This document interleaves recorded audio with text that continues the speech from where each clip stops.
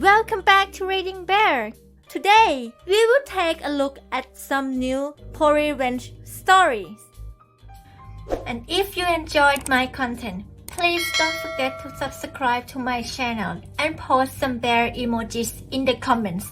Let's go! The first one is titled, "My car is unsafe to drive, and you can't release it to me? Enjoy your arrest." So yes, as you all see, I'm a chick nursing student.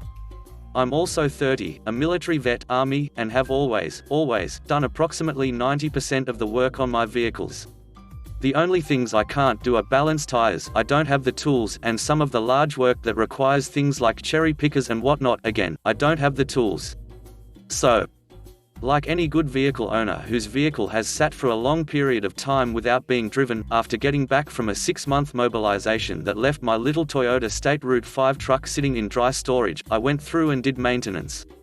Checked and replaced my fan belts, air filters, spark plugs, oil and fuel filters, did an oil change and radiator flush, checked the battery and connections, checked my brake pads and alignment, swapped out my winter tires for summer tires, cleaned out my truck and replaced my winter survival gear with summer survival gear because yes, that is a priority where I lived, etc.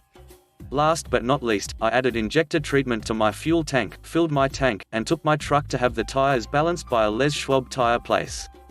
Now, because of other errands I had and because I had just spent 6 months in unpleasant sandy areas in uniform, I dressed up. Heels, dress slacks, silk blouse, well-tailored jacket, hair up in a bun. Dressed like that, I dropped my truck off, agreed that I needed the tires balanced and that was it, and was told that it would be about an hour. Awesome. I was about to walk off to go to my other errands down the block when I noticed through that big glass window the Les Schwab places have that they were already pulling my truck into the bay, so I decided to wait.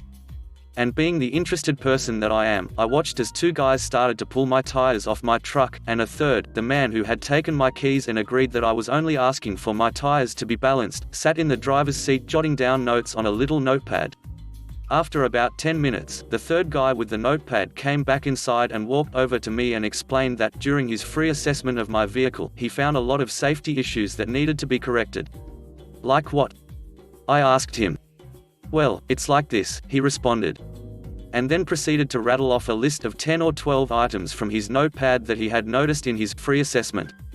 Fan belt needs replaced, overdue for oil change and radiator flush, fuel and oil filters are shot and have to be replaced, brake pads are shot and have to be replaced, alignment is totally out of whack and ruined my tires, which now have to be replaced instead of just balanced. Everything on his list were things I had just checked and or replaced. He ended with this, "I'm really sorry miss, but your vehicle is one big safety problem.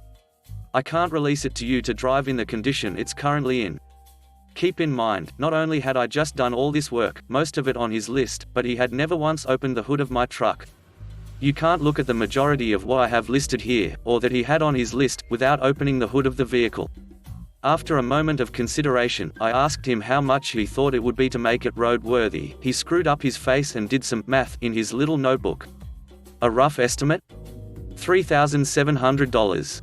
But it could cost more because your vehicle is technically an import, and the parts can be hard to find. I asked to speak with the manager, and was told that the manager was out for the day.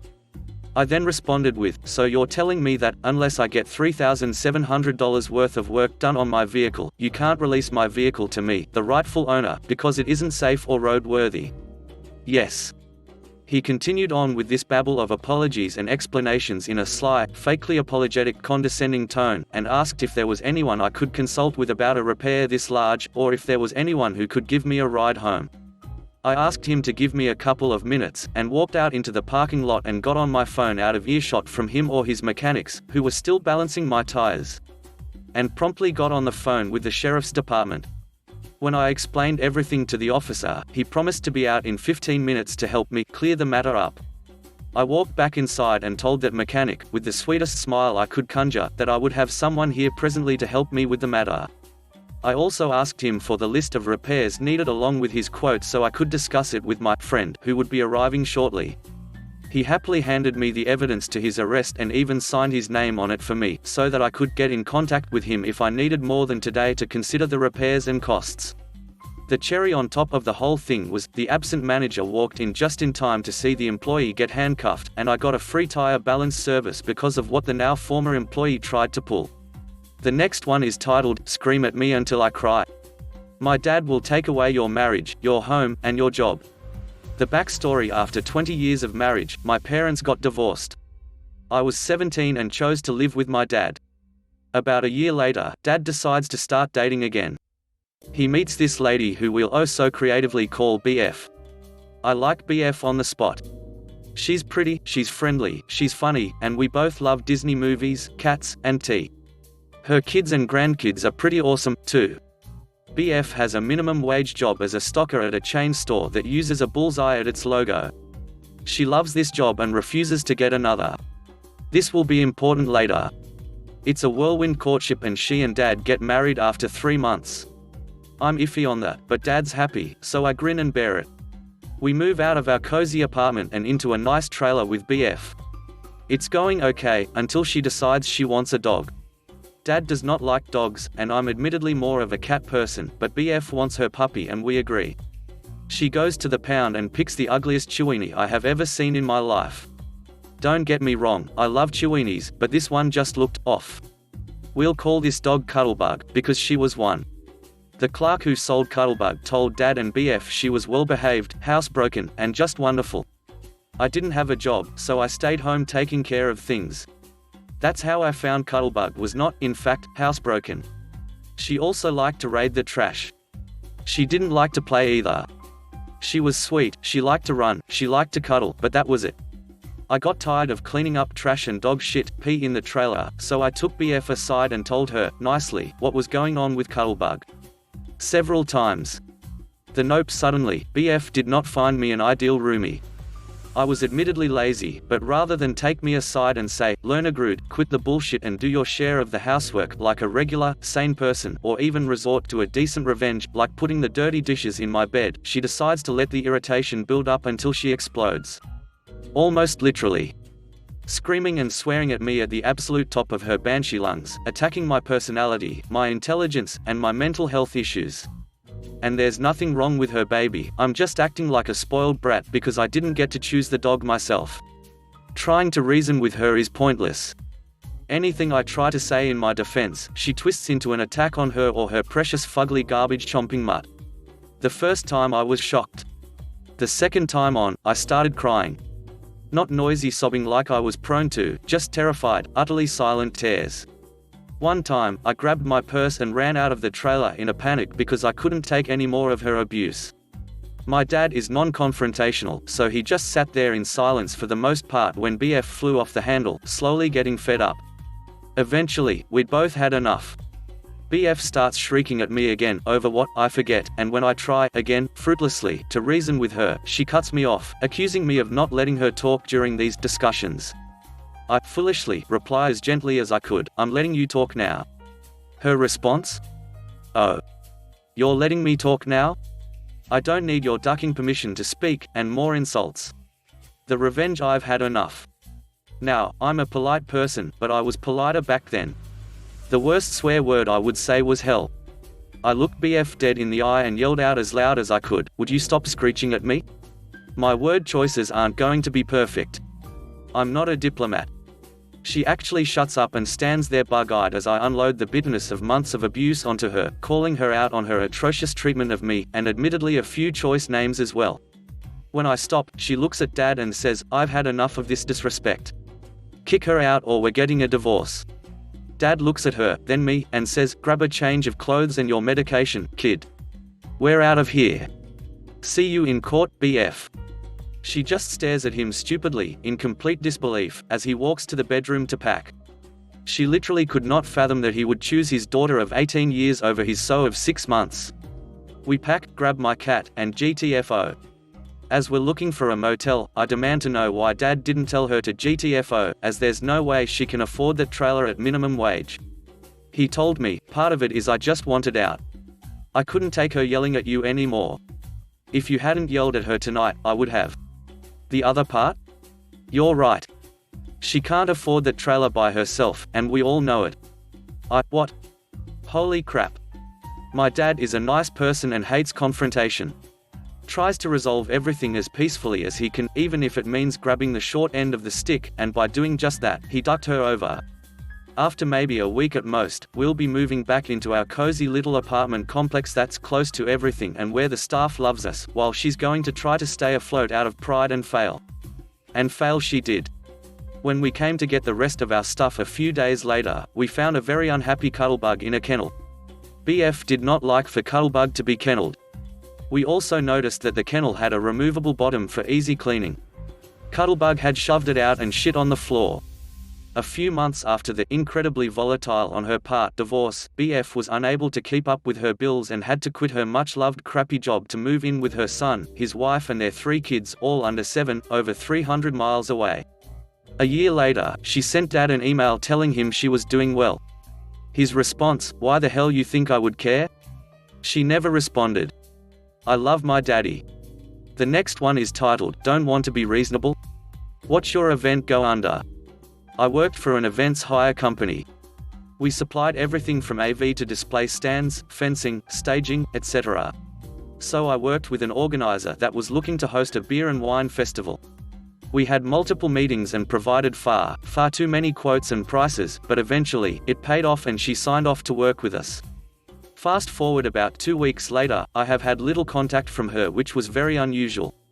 Out of the blue, she emails me saying that they had found a cheaper supplier, almost half the price, and that we were ripping her off. If we didn't void the contract and return the deposit, she would take legal action. Our prices were very fair and competitive with our main competition, so this really didn't make sense at all as to why it would be so insanely cheap. I've had this happen before, and in my experience, it's just best to let these organizers go, rip up the contract and return the deposit.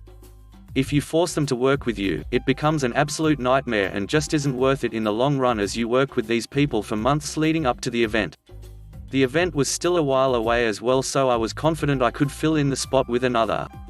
Fast forward to only 3 days before the festival opens and I get a call from the organizer. "Organizer, you have to help me."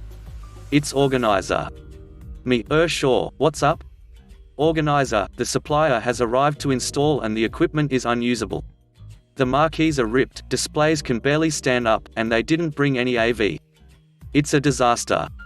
Me, okay, so before I go back to my team, are you needing everything we quoted you, right now? Organizer, yes. Everything. I go back to my team, and although we had a bid on, we agreed we could supply what she needed in time, but would naturally need to charge a premium because it was really late and meant serious overtime. We didn't want to do it, but pulling her out would have made waves in our industry and bound to get good words in the right ears due to the festival's size. So I call back organizer. Me, organizer, I have great news. We can get down there later this afternoon and we will work non-stop over the next 2 days to get this done for you. Organizer, you are a lifesaver. Thank you all so much. Me, now we will require 90% upfront payment and you can pay the remaining 10% after the install is complete. I will send you an invoice now, but please know the invoice will be a larger amount than before, approx 30% more due to overtime and just being late. Pretty standard for an event this size. Organizer, but we had a contract. We have a set amount. You need to honor that. Me, you made us rip it up and threaten a lawsuit if we made you stick to it. Those are the prices. No other company in this city would be able to deliver what you are asking this late in the game. The price is the price, you can take it or leave it. Organizer, this is crazy. We had a contract. Throw some nasty words my way or how we are useless and going to get sued. Me, you have 2 hours to let me know if you want to move ahead, otherwise the stock will not be available. Goodbye. Long story short, she never called back and went ahead with the other supplier. The festival was a disaster. She had also charged independent mobile food vendors and retailers to be at this festival and charged them a premium for each spot. The vendors constantly lost power, water and had zero support during the show. So they naturally took her to court for their money back as they lost money attending the festival. She had to pay back all the businesses that had purchased a spot at the festival through a court order and lost her business. Then she tried to sue us and blame us for the whole catastrophe, but it didn't go far. Before you say it's sad she lost her livelihood, firstly, she should have canned that event there and then. It doesn't take an organizer to see this was in no way going to be successful. Secondly, we found out through industry people that she has done this before, but got away with it. So F her. She tried to personally sue me as well. Which didn't go far either, but still wasted a lot of my time. The last one is titled, The Deadbeat Uncle Tripped. My former Uncle Bob was a deadbeat. Why my aunt married him is a mystery. He was an alcoholic, and a pervert to the extreme. He couldn't hold down a job, and was a terrible father. Not only that, he was always in the trouble with the law for some reason. Well, this happened quite some time ago, think 20 years back, in a small town in the middle of nowhere where the sheriff also had the same high regard for Bob. Well, Bob was renowned for peeping into bathroom windows for a bit of Voyager action. However, one night he decided he'd peep in on my cousin taking a shower. Not only was this perverted, wrong, and illegal, it was within the family. Unfortunately for Bob, my other uncle Tom was walking home when he spotted Bob grazing through the bathroom window, and he could hear the shower running, so he knew Bob was peeping his daughter. Well, unfortunately for Bob, Tom is quite a large man, he works construction. For every ounce of strength Tom has, Bob lacks. Tom grabbed Bob and for the next several minutes pummels him into submission, punches to the face, gut, throwing around, just a general quality beatdown. Of course, this all speculation, as the police report was quite different. The aftermath was not pretty: broken nose, cracked eye socket, broken ribs, and plenty of blood over both men.